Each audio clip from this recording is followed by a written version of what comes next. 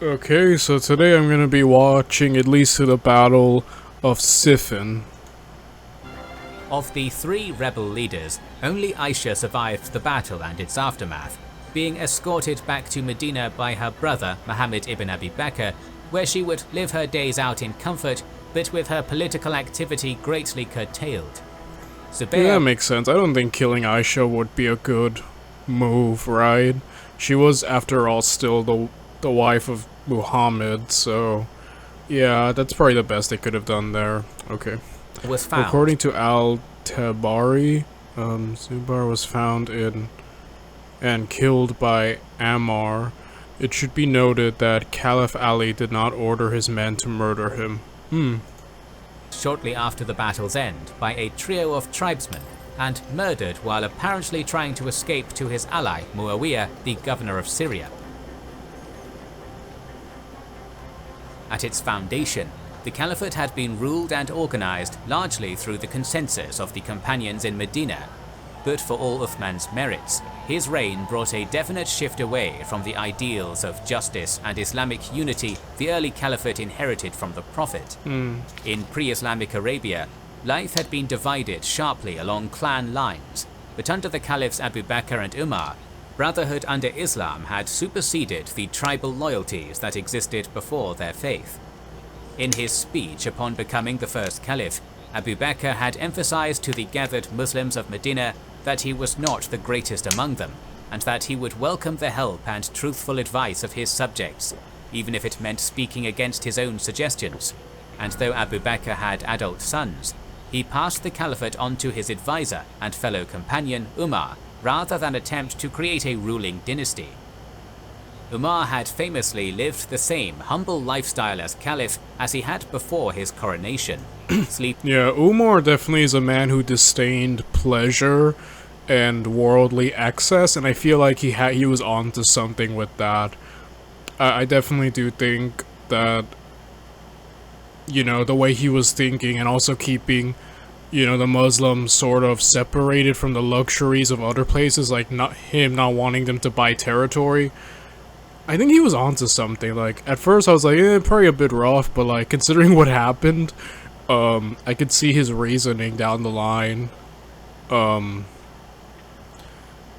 again, like, I think this early system was really interesting because, you know, it really was unified under, you know, the banner of religion, right? Like, enough with the tribal systems, this is a religion thing, a religious thing, and I feel like that worked really well at first, but the thing is, you know, the governments have to evolve and change in certain ways, right? Like, with how big Islam and the caliphate is growing, you know, definitely that won't work forever, especially like when new generations come, right? Like, a lot of these men, it seemed like, were unified by, you know, Muhammad personally and some of his close people. I mean, you know, but then I'm like, what happens in the future when people who don't know Muhammad show up, and you're already seeing the cracks already, right? Like, sometimes governments and like systems have to evolve, right? And I feel like the caliphate is gonna have to start doing that sooner rather than later, due to already having a freaking like somewhat civil war in straight out of its infancy, practically, right? Sleeping on a bed of palm leaves and taking part in the same labors as his subjects in service of the needy. I overall really liked Umar. I think, other than the way he treated Khalid, I kind of liked the way he thought, and that also kind of won brownie points with me. Like, you know, more modest and humble, which is always a good quality, I think, in leaders. Under Uthman, however, the nepotistic clan politics of the pre-Islamic past began to return to the fore. Relatives of Uthman were frequently granted positions of wealth and authority, with his first foster brother Walid ibn Uqba and later his uncle Sayyid ibn As being given governorship of Kufa. And while few could accuse Abdullah ibn Sa'ad of incompetence after his conquests in North Africa and victories at sea in the Mediterranean, The fact he had replaced Amr ibn al-As, Egypt's conqueror and previous governor, largely by virtue of being another of Uthman's foster brothers, did much to stir discontent among other companions of the Prophet and long-serving Muslims of Medina, who saw themselves being denied advancement in favor of Uthman's Umayyad clan. Thanks to these and several other Umayyads appointed to the Umayyads, it is worth to mention that the Umayyad clan was already a powerful Arab clan in Mecca during pre-Islamic times, dominating politics and trade. Prominent positions. The clan swiftly grew to become one of the most powerful political entities within the Caliphate, with governors of numerous far-flung provinces tied by family bonds and ready to resist any threat to the power they shared. The most prominent figure in this narrative, however, is Uthman's cousin, Muawiyah, a minor regional governor during Umar's reign, who Uthman granted lordship of all Syria. It had been... You know, I will say, it does kind of look bad, huh? The Umayyads basically running an entire family, like basically an entire clan in charge of the caliphate, right? Like, definitely, it doesn't look good. And it seems like a lot of this trouble began after Umar's untimely death, right? And, yeah, like, Uthman, like, it seems like a lot of trouble started rearing more when Uthman took power, it seems. And, again, it does look bad, doesn't it? Like, the power that one family clan is getting. And now it's no longer just, I guess even, like, religion has, while I think religion is really synonymous with the Muslim cause and the rise of, you know, Islam is such an integral part of their identity. You can't separate that from, you know, the Muslims. It still at certain points can't, you know, like, other issues are gonna rear their ugly head. I guess even like religion, while a strong unifying force, can only have its limits at times.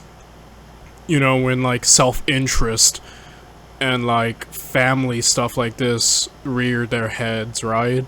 So I don't know, I think that's interesting. You know, sometimes even like religious causes, like the Crusades or whatnot, can be tainted by people's personal interest, whether that be greed or lust for power or nepotism, etc.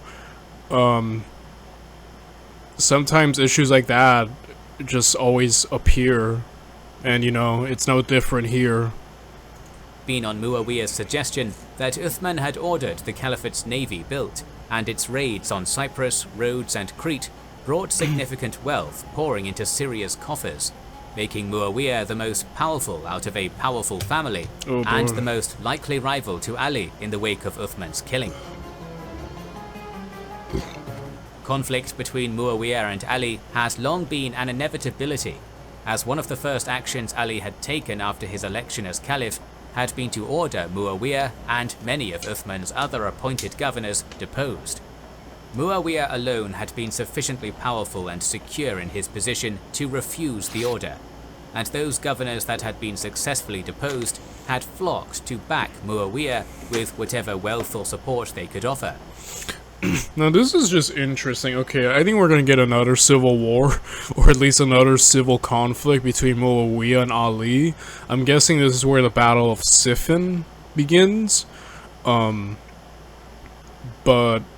yeah, that's the problem, right? Like, you're seeing how some of these people can just gain so much more power, like some of the people who put Ali in positions of power, veterans who just became rich and wealthy. And now you see the power of nepotism, as Muawiyah has now just become the most powerful man, even more than the Caliph who appointed him, and that's insane. Like, you're seeing some cracks, and I'm looking forward to seeing just how the Muslims restructure their government, because obviously we know that the caliphate lasts for a while. I mean, I know there are several different caliphates, and this is the first we're following, so I don't know specifically if I think seeing how they restructure themselves is probably going to be an interesting aspect, because I feel like there has to be some like governmental restructuring to prevent crap like this from happening, right? Like that's kind of what I feel like Ali's probably going to have to start implementing changes, at least in his reign, you know? Confident in his power, Muawiyah had publicly rebuked Ali over Uthman's murder and tacitly claimed the caliphate as the murdered caliph's next of kin, effectively a declaration of war. Muawiyah's position was further strengthened by an unlikely ally, Amr ibn Alas, conqueror and former governor of Egypt. Dude, I knew Ammar was gonna show up eventually, though I did not expect here. Like, Ammar had his beef with Umar, and then I guess Uthman as well following, so he had issues, but though, like, Muawiyah is a part of, like, that family, so I will say Ammar joining up with him is actually really shocking. Like, you think he would be more with Ali, since Ali's a little more detached from Umar and Uthman, at least in the sense that those two are responsible for Ammar, like, being hampered down in his conquest ambitions and his governing of Egypt. So yeah, this is kind of shocking. Despite Amr's previous enmity towards Uthman, his popularity in Egypt made him a perfect candidate to tear the richest province in the caliphate out of Ali's hands. With Amr promised lifetime governorship of Egypt in exchange for his support, Muawiyah removed Egypt's current governor, Qais ibn Sa'd, through a masterful piece of deceit. Okay, that makes sense why Ammar would join up, like, basically rule Egypt. I'm sorry I keep looking down. There's something I'm looking for right now. I apologize if you keep seeing me look down. Okay, but I am still paying attention, don't worry. So, I could definitely see why Ammar joined up. Because, yeah, just this whole thing, all he wanted was Egypt, you know? So, it's cool to see what swayed him in that regard. Though, this kind of makes me worried. Like, Ammar was basically after, Khalid, basically the next great conqueror of the Muslims. So who can rival him at this point? Like, I don't think there's anyone else who's, like, his equal so far. At least we haven't been fully introduced or seen who can rival him. So how is Ali gonna deal with Ammar? That's kind of like the wild card here, because Ammar is already a proven general and a really competent commander, like overly competent, I'd say. So yeah, Ali, unless he pulls out another genius commander, I don't know how he can overcome Ammar. Ammar's the biggest one, and yeah, just, oh boy. I think Ali's in serious trouble, and I'm kind of rooting for Ali in a sense. I don't know why. Like, even before he became caliph, I was kind of like, maybe he would be a good caliph. Like, I don't know. I guess, but I don't want to say I'm rooting for him. I'm kind of all over the place here because I don't know what the heck's going on. I'm more sympathetic towards Ali. Is the real I think it's the better way to put it. So I'm more leaning towards him. Mainly because he's kind of been thrusted in all of this murder and sabotage, and he's just trying to deal with it, and the world's kind of coming against him, and so I think a part of me is more sympathetic towards Ali's side, if that makes sense. And he's the underdog now with Ammar against him. I feel like he's more of the underdog, and who doesn't like rooting for an underdog? He forged a letter from Qais to himself, agreeing to join his cause, and ensured Ali's spies learned of it. Deceived by this forgery, Ali deposed the competent and by most accounts loyal governor shortly after, with the inexperienced Muhammad ibn Abi Bakr taking his place, too late to muster significant Egyptian support for Ali in the battle to come. Okay, that was genius. That was really underhanded and devious, but smart.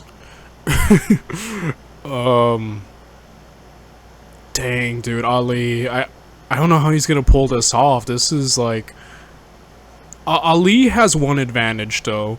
Like, when Aisha went wild and started fighting him, at least, like, at least many weren't willing to join her.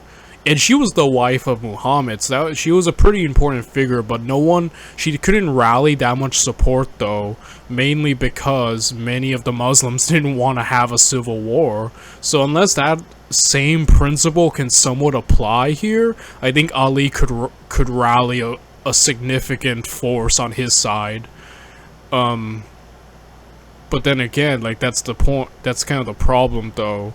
Ammar's a really gifted commander, so like, again, Ali really needs someone like who can match Ammar if it's gonna come to open battlefield, you know? Like that's the big one. I feel like that's the big challenge here.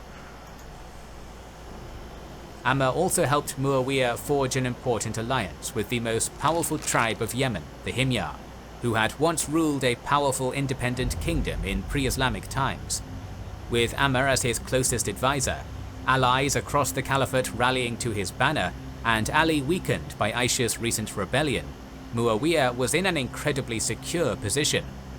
Thus, when Caliph Ali departed Medina in late May 657 with his armies behind him to depose the recalcitrant governor, he would have a far tougher fight ahead of him than he perhaps expected. So I guess Ali's about to lead himself. I do remember Ali obviously does have military experience, and I do remember him and his advice being useful in defeating the Sassanids.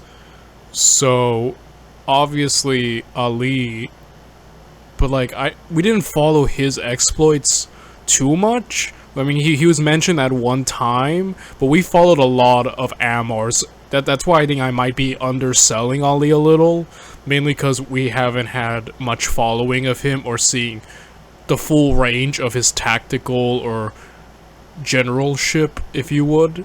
But we do have a great view of Ammar, and Ammar's a beast in terms of leadership. Though Ammar was saved a few times due to competent underlings, like when he first invaded Egypt. So he's not flawless like Khalid, but he still is really competent. That's the thing. I don't know what Ali is fully capable of, but if he beats Ammar, that's gonna be like the biggest upset of the century in this channel. I'm gonna be like, holy crap, you know? Before the two main armies met in battle, a series of cavalry pursuits and skirmishes took place at Harin and Raqqa, pitting Malik al-Ashtar against Abd al-Rahman ibn Khalid, son of the unrivaled Khalid ibn al-Walid, as Ali's army tested Muawiyah's strength and resolve and found both unbending. The first true struggle would take place at Siffin, on the banks of the Euphrates River. When Ali's army arrived on June 5th, they found Syrian cavalry blocking them from reaching the only accessible... Okay, Muawiyah had camped on a flat, broad plain, the only place in the surrounding area where the Euphrates could safely be watered from. You know, we saw a lot about how the Muslims just wrecked frickin' the Romans and the Sassanids. So, like, it's so cool to just see them fighting each other, because, like, they're kind of, like, even. Like, you know, the same hardened veterans of the Muslims are now turned on each other. They're all fighting each other, so it's more even, and they're more familiar with each other, so it's just gonna have to come down to who's the better general. Like, you need, like, who's the better commander. Because, you know, the skill of the average soldier is pretty, I would say, even in that regard, you know? Like, when they were fighting the weakened Romans and Sassanids, just the Muslims were just the better fighters. But now it's like, since they're all turned on each other, it's like, well, they're all kind of more on an more even playing field. So it's basically, they've reverted back to sort of their original tribal warfare, but on a much larger scale. So this kind of, I guess, a taste of that, you know? Life before Muhammad fully united everything, you know? Watering area for miles. This was against the advice of Ammar, and proved to be a blunder on Muawiyah's part. Syrian cavalry blocking them from reaching the only accessible watering area for miles. This was against the advice of Ammar, and proved to be a blunder on Muawiyah's part. Okay, so Muawiyah not listening to Ammar's a pretty big one, Cause Ammar, I don't doubt himself would be a dangerous person, but if he's undermined by Muawiyah, then I think that's probably a good sign for Ali. When rallying his armies for the campaign against Muawiyah, Ali had found it difficult to motivate his men. Many were reluctant to see so much more bloodshed between brothers in faith to bring a governor back into the fold. But Muawiyah's ill-advised attempt to deny his foes water in the desert heat lost him any sympathy he or his forces might have enjoyed in Ali's ranks. Oh snap. Dude, yeah, like living like in the freaking hot desert, denying people water. It's amazing how quickly that could change the opinion of everyone, right? Okay. Alright, I see. And set the stage for a vastly bloodier confrontation than had stained the sands at Basra. The numbers involved are a matter of debate. Al-Tabari puts Ali's army at 70,000, a likely inflated number, given that it counts more than 60,000 Kufans under his banner, while Al-Hassan had only been able to raise a tenth of that number for the Battle of the Camel. But even taking a more conservative estimate of 20 to 30,000 for Ali, with Muawiyah's army slightly larger, the Battle of Siffin was one of the largest and most impactful battles of Islamic history, and played out in a number of phases over the weeks to follow. Upon finding the accessible water blocked, Ali's advance guard, led by al-Ash'ath ibn Qais, fell upon the Syrian force blocking their path with a vengeance, driving them back and securing the water for the thirsty army behind them. Following the Day of the Euphrates, as this small victory was known, the armies stood for 2 days of tense standoff and failed negotiation, followed by more than a week of daily raiding and personal duels between noble commanders, lasting until June 18th, each army testing the other's mettle but reluctant to commit its full strength. June 19th saw a new ceasefire agreement forged, lasting more than a month, in a last attempt to reach a peaceful agreement, or at least convince opposing leaders to defect. But these overtures were no more successful than the previous ones. Envoys went back and forth for weeks between the two armies with messages and bribes, but the stalemate remained largely unchanged. Finally, on July 26th, the two armies met in a battle that would last 3 days and 3 nights, nearly unbroken. The first day of the battle was inconclusive, mostly consisting of exchanges of arrows and cavalry raids, with casualties mounting, but neither side gaining an overwhelming advantage. The second day saw Muawiyah come very close to routing Ali, with Habib ibn Maslama leading a massive attack that drove Ali's right wing to flight and pushed hard against his center, driving his army into disarray before reinforcements, led by Malik al-Ashtar, could halt the Syrian advance. Abdullah ibn Budayl, who had been in command of Ali's right, attempted to press their momentary advantage by bringing his cavalry in a charge towards Muawiyah's tent, only to be surrounded and killed by Muawiyah's elite forces. Also killed was Ammar ibn Yasir. Again, that's what I'm saying. It's so cool to see that in action because like they're so much more evenly matched. You know, they're all kind of more on the using the same, you know, tactics and whatnot. It's not like they're just dealing with the Romans or the Sassanids now. So it's just interesting to see and just how much more bloodier they are fighting each other, you know? And man, that was like holy crap. Whose presence had so frightened Zubair in the Battle of Camel, fulfilling, according to the hadith, the supposed claim of the Prophet that Ammar would die at the hands of a wicked band of men. Whoa.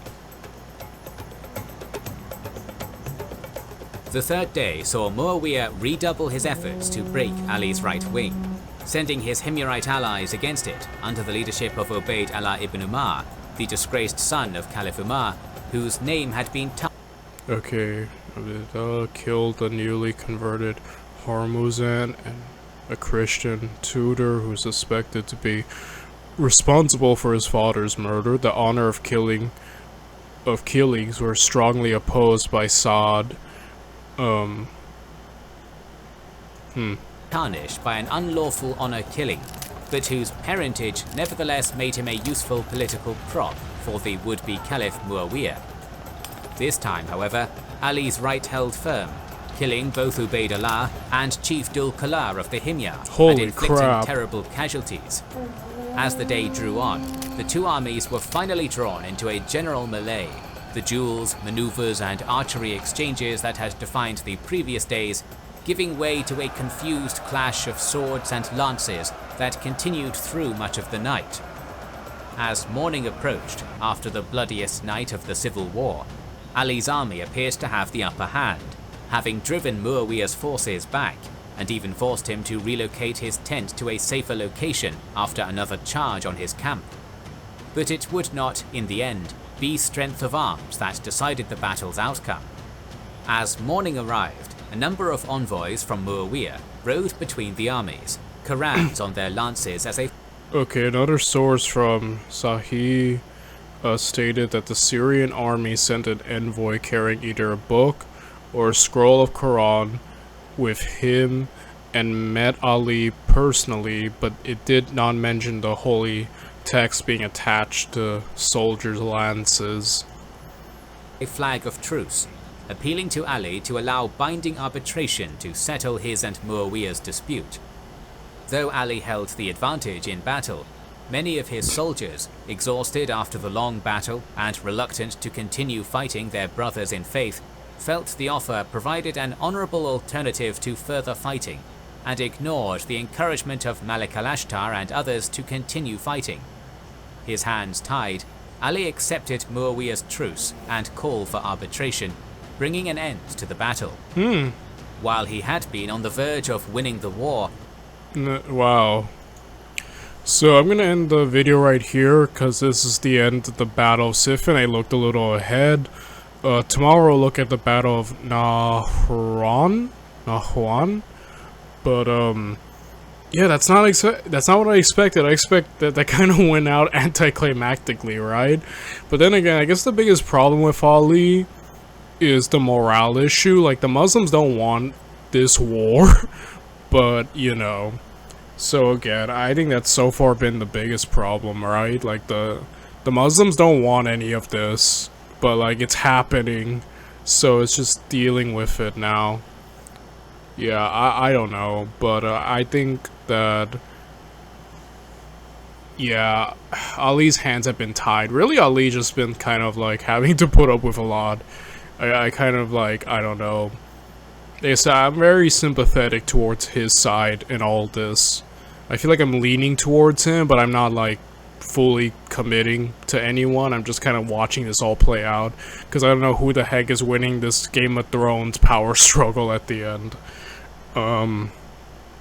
Or how long Ali has, because Ali's just been fighting an uphill battle since the moment he became caliphate. So I'm gonna end the video right here, and we'll continue tomorrow, and yeah, I'll see you guys then. Bye, everyone. So let's look at the second part of this. What's it called? The Battle of Nahwan? All stood on the brink of losing everything in the peace to follow. Each side nominated an arbitrator, Amr ibn al-As for Muawiyah, and strangely deposed Kufan governor Abu Musa al-Ashari for Ali. All previously chosen, Ali previously chose Abdullah as his representative, but his supporters favored Abu for his neutrality and chose him as Ali's representative. Who, despite his personal enmity with Ali, was a popular choice among Ali's largely Kufan army. The two armies departed the battlefield, with agreements for the two arbitrators to meet over the coming months, to judge the murder of Uthman and rightful Caliph fairly, with the Quran as their guide. However, a portion of Ali's supporters staunchly opposed the arbitration, seeing it as a betrayal of God to put the decision in the hands of fallible humans, rather than allowing God to pick a victor on the battlefield. Before Abu Musa departed for the first round of arbitration, two of Ali's followers, Zura ibn al-Burj and Hurkus ibn Zuhayr, confronted Ali, demanding he abandon the negotiations and return to war with Muawiyah. Ali rebuked them, claiming that he would have preferred to fight on at Siffin, but was now bound to honor the covenant he had reached. Unsatisfied, they took up the slogan, "Authority belongs to God alone," with new adherents converting to their viewpoint over the months to follow. Following the return of Ali's forces to Kufa, these Al-Khawarij, or Kharijites as they would... The name Khawariji means the people who leave, which referred to the men who left Ali. They were originally known as Al-Qara, meaning the reciters, in which they always recite the Quran. Okay, so all these different factions are starting to spring up. Now you have these guys who are just pure, like, you know, looking at it through a Quran perspective, so I don't know, that's just so interesting. Like, the way everything is fragmenting is kind of insane right now. Later be called, would prove a major thorn in Ali's side, heckling and criticizing him as he led the prayers from the mosque and declaring both Ali and Muawiyah unfit to rule. As this discontentment grew, the two arbitrators met twice over the year that followed, both times for weeks on end, finally returning a verdict in Muawiyah's favor. The arbitration. Another narration stated that Muawiyah remained as the governor of Syria, but he had to give up his claim, while Ali remained as the caliph for the time being. However, his power would be very limited. The Shura Council would decide the new caliph after the conflict had settled.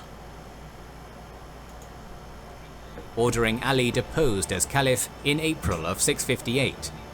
Ali refused to abide by the decision, declaring it a political attack rather than a true religious judgment, but the decision greatly damaged his legitimacy and weakened his position in the ongoing Cold War against Muawiyah. Meanwhile in Kufa, the Kharijite movement was developing from a mere vocal opposition into a new rebellion, with Abdallah ibn Wahb taking command of the movement. Departing Kufa in small groups to avoid detection, Ibn Wahb regrouped his forces by the bridge crossing the Narawan, a great canal drawing water from the Tigris River northeast of Al-Madain. Meanwhile, other bands of Kharijite sympathizers... Dude, I'm telling you, Ali is fighting the biggest uphill battle. I can't help but root for the guy, because like I said, ever the moment he got his power, everyone has just been jumping on him. So like a part of me is kind of just rooting for Ali, because I feel like he's the underdog in everything, you know? I don't know, like I kind of like... Watching him try to just keep everything together is kind of insane, I have to say. Like, I don't know if he's long for the world or his power, but man. Across Iraq, having received secret letters from the leadership in Kufa, departed their homes to join Ibn Wahb's band, with savage fighting breaking out near Basra between loyalists to Ali and a band of 500 departing Kharijites. It seems Ibn Wahb intended to continue marching once his forces had assembled, to conquer Al-Madain or carve out an independent power base among the Zagros mountains. However, after compelling his remaining supporters to reaffirm their oaths of loyalty to him, Ali was quick to depart Kufa in pursuit of the Kharijites, arriving at Narawan in July 658. Despite their treachery, Ali attempted to avoid battle, pointing out that he now stood poised to return to war with Muawiyah, as they had wished, and requesting they return to his cause. Some did, but a majority of the roughly 2,000 rebels remained stubbornly entrenched, leading to some disagreement within Ali's ranks. Many of his followers felt the Kharijites were a minor problem, and should simply be ignored until after Muawiyah's defeat. But after several local villagers were slain by Kharijites... Yeah, that can't be ignored. Okay, the Kharijites attacked the unarmed caravans and villagers, including the son of Prophet's companion Abdullah and his pregnant wife. This mass murder led Ali to retaliate. Like I said, just freaking Ali has to keep dealing with one mess after another. And, yeah. Ali's reaction would be swift, with his much larger army engaging the Kharijites on July 17th. Zealously devoted to their cause, the Kharijites did not falter, but now with less than 2,000 facing 14,000, the outcome could be in little doubt. Ali's horsemen formed up his front line, under the command of Abu Ayyub al-Ansari, with archers and footmen lined up between them. When the Kharijites charged, Ali's horsemen split into 2 groups down the middle. Oh, are they gonna straight up envelop them? Rushed off to the left and right, allowing the archers to shower the onrushing Kharijites with arrows, as the horsemen wheeled about and fell on their flanks. Oh dang, that was so one-sided. Holy crap. After a short, bloody, and largely one-sided confrontation, the rebel army was broken. Little of the mercy Ali had shown Aisha's rebels after the Battle of the Camel would be forthcoming, and the majority of the Kharijites to take the field would perish. The Battle of Narawan was a decisive victory for Ali, but also a hollow one, with the embattled Caliph forced to put his own former followers to the sword as Muawiyah grew ever more powerful. The following 2.5 years of uneasy truce saw Muawiyah take great strides, toppling Muhammad ibn Abi Bakr in Egypt and rewarding Amr ibn al-As's loyalty by returning him to power as promised, while also securing new alliances across the Caliphate. Many now... Dude, Muawiyah's basically just about to take it all, isn't he? Like, I feel like Ali's not gonna win. Like, I kind of want Ali to win, because I'm sympathetic towards him, but, like, I feel like at this point, everyone is turning on him. You can kind of just see his, like everything slipping from his grasp as Muawiyah just keeps growing powerful. Like, again, like, during the Battle of Siffin, you know, Ali had the advantage. I don't know if he would have won, but things were looking really good for him, but, like, Muawiyah had a lot more to gain from a truce than Ali. And since then, he's used it incredibly well. And Ammar's back, that's cool. Ammar is now back in power in Egypt, so that's kind of, oh boy. And so, like, Ali's just losing it right now. I don't think he can, yeah, I don't know. Seeing him as the legitimate caliph. By the beginning of 661, after receiving the counsel of his remaining supporters, Ali decided to embark on a second invasion of Syria while he still had the strength to challenge Muawiyah, embarking his forces in preparation for another campaign. The planned offensive would never take place, however.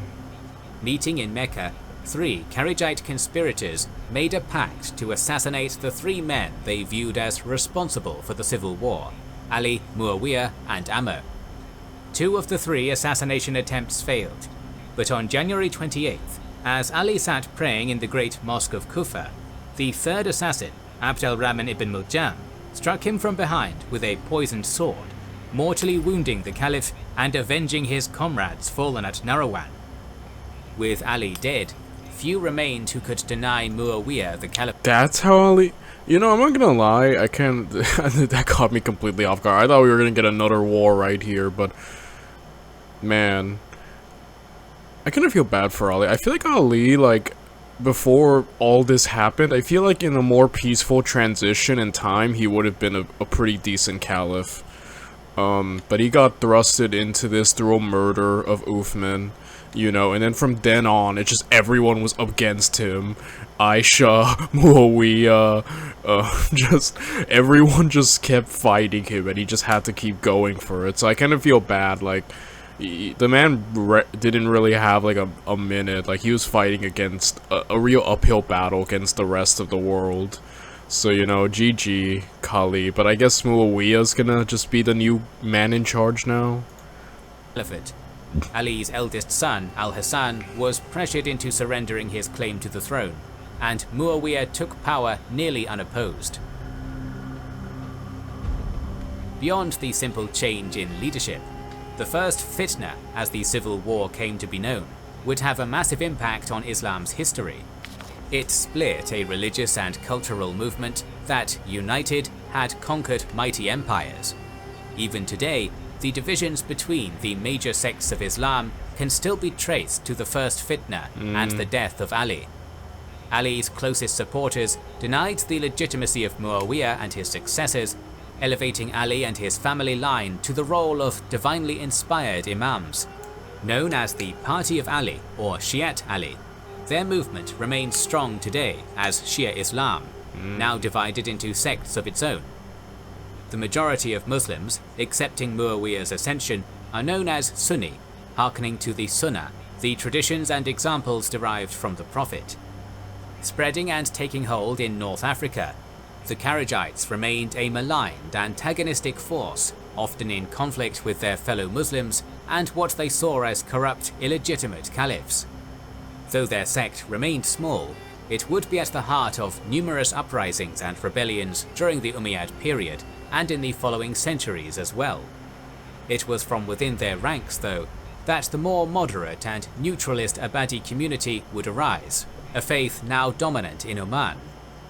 The nature of leadership in the Caliphate would be forever changed as well, with the elections that had chosen the first 4 caliphs giving way to dynastic succession.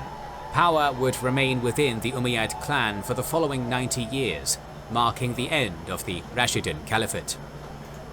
Wow, that's insane, but that's so interesting.